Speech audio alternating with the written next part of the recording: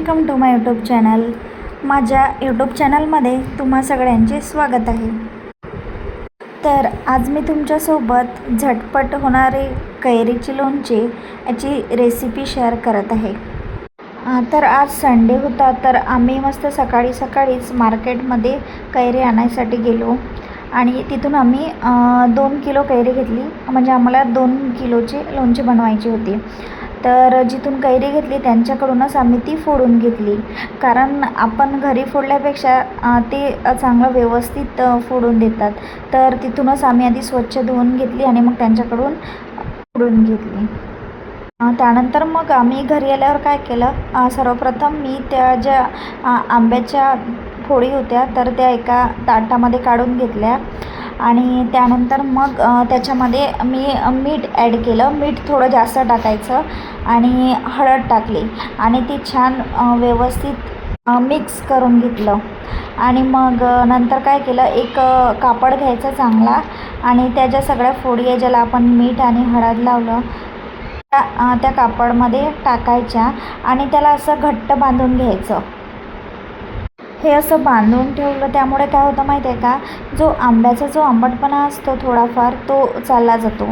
तर ते बांधून ठेवलं आम्ही 7-8 तास आणि त्यानंतर मग त्यावरून 7-8 तास होऊन गेले की ते जे आपण बांधून ठेवलेलं होतं एका कापडमध्ये ते ओपन करायचं।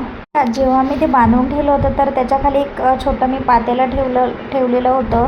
तर बघा त्यामध्ये पाणी स्टोअर झालेलं दिसत आहे आपल्याला।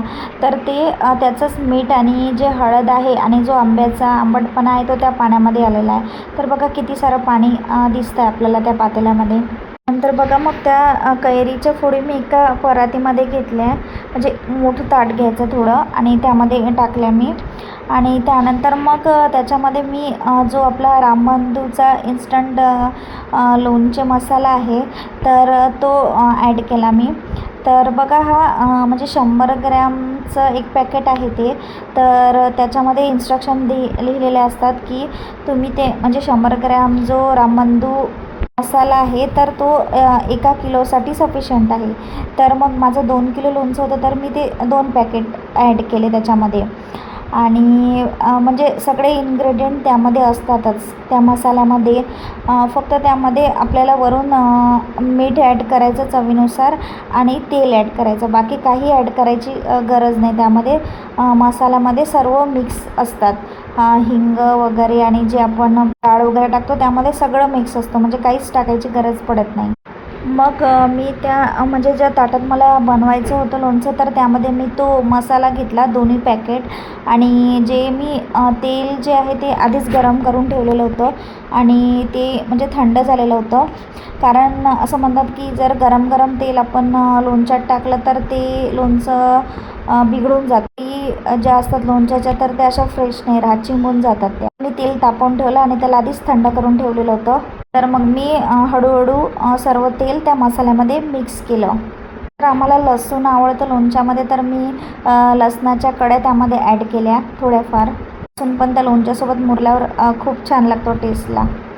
तर मग सर्व मिक्स झाल्यावर मी कैरीच्या फोडी त्यामध्ये टाकल्या आणि ते सगळं मिक्स करून घेतलं। मी त्यामधल्या म्हणजे 2 किलोचं लोणचं करायचं होतं तर त्यामध्ये मला 1 किलोचं गोड लोणचं आणि 1 किलोचं तिखट असे 2 करायचे होते।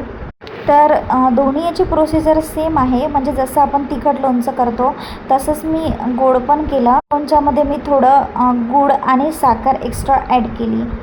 इन्स्टंट मसाला असल्यामुळे मला जास्त टाईम पण नाही लागला आणि लवकर होऊन जातं।